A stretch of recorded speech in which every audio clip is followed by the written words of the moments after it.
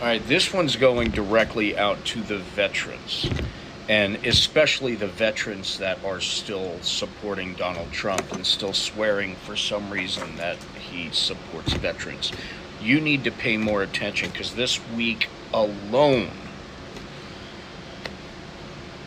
he crossed so many lines, proving himself to be the least giving of any shits about the military in this country or their families. He proved it beyond the shadow of a doubt times 10.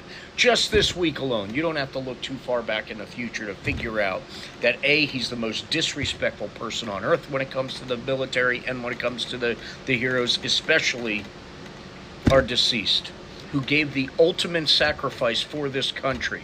This man who had bone spurs, who got out of 5 different deployments, who clearly said that his version of Vietnam was not getting STDs while he in the 80s.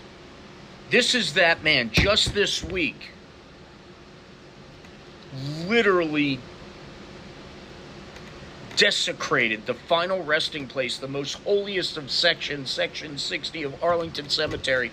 This is the most recent. The warriors against terrorism. The 13 soldiers that lost their lives with the messed up pullout of Afghanistan that Donald J. Trump was 100% responsible for. You're not supposed to walk over the sites. You're not supposed to take any pictures, especially in Section 60, and you're not allowed, you are firmly prohibited from shooting any type of campaign, political, anything. You're not allowed. So when Trump walked in and literally walked all over the resting places of our heroes with his freaking bone spurs,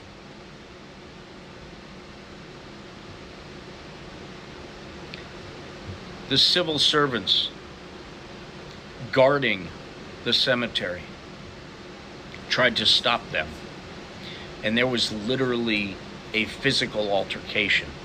And they forced their way in. They did this big wreath laying thing that they turned into a campaign commercial. And then they burst their way into Section 60.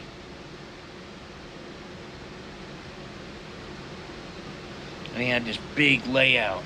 And he's got thumbs up, and the girl next to him is doing the rock and roll sign. He's got thumbs up and a big old smile on his face. Hey, hope my bone spurs don't hurt our heroes. Less than a week after this man publicly said the Congressional Medal of Honor, which is the highest award a service member could get, and he gave the Presidential Medal of Honor to his biggest billionaire donor, Adelson.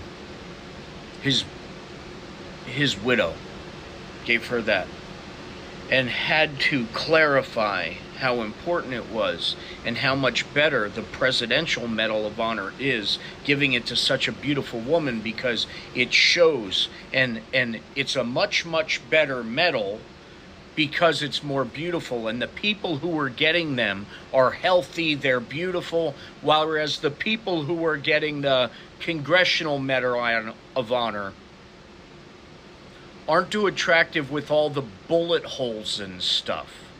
Or no, they don't look good enough, they're all messed up because of all the bullets. This is your guy. Veterans, listen to him saying that. Listen to what he's writing. Listen to what's coming out of his mouth. And then look at the pictures of him giving thumbs up, standing right next to,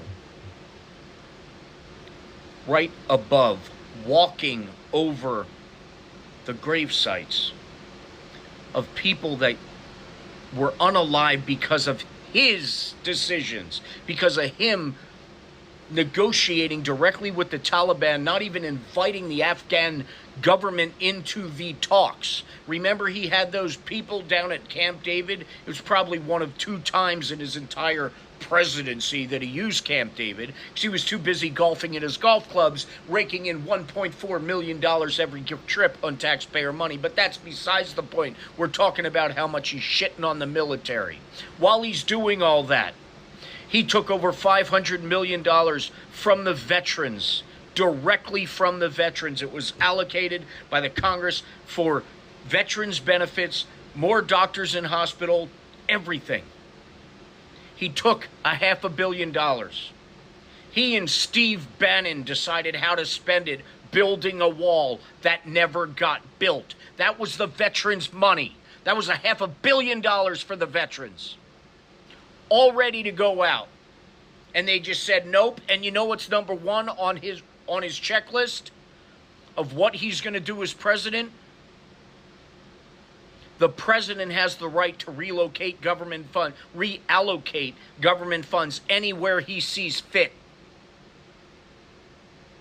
They spent their time cutting every veterans bill that was already out there, and everything that the Democrats tried to put up to help veterans, to increase their medical care, to not limit the number of visits they can go to per year, and cut 2/3 of the staff out of all the VA hospitals. Remember all that?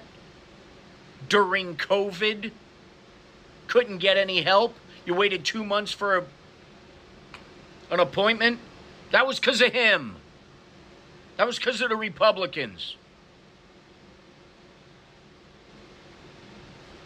The Congressional Medal of Honor, desecrating Section 60 of Arlington National Cemetery.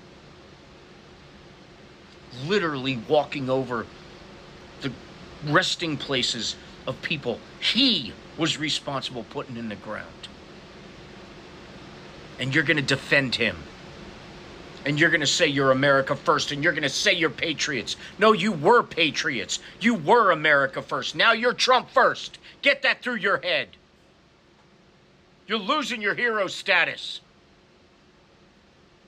A true hero won't forget what this country's supposed to be about, and won't forget that this man also told out loud that General Milley should be treason, unalived, like the old days. And then anybody who said, I know more than him, I know more about terrorists, oh, he's an idiot. That's who you're still backing. Are you freaking kidding me? You don't believe it's true? Look into it.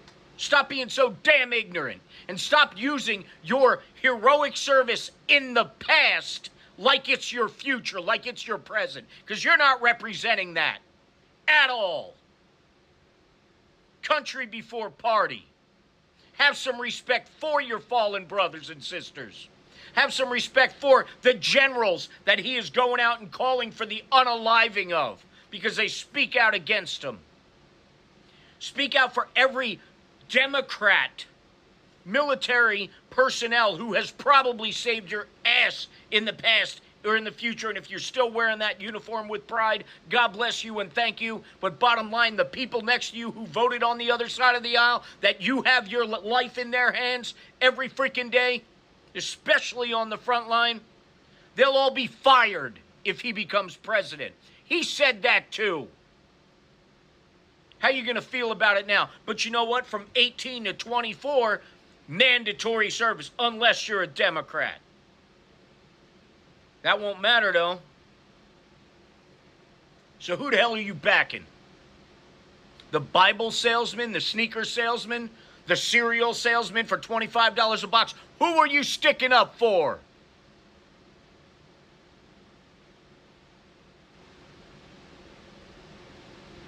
I'm grateful for your service. Thank you for your service, but you forgot what it's all about. Never leave a brother behind, right? Or sister. Protect our country under all circumstances against foreign and domestic. Protect the Constitution. Well, you better start doing that. And that's not voting for Trump.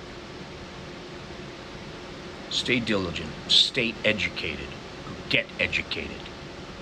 But be kind, because we are all in this together. And we appreciate you and your service. God bless.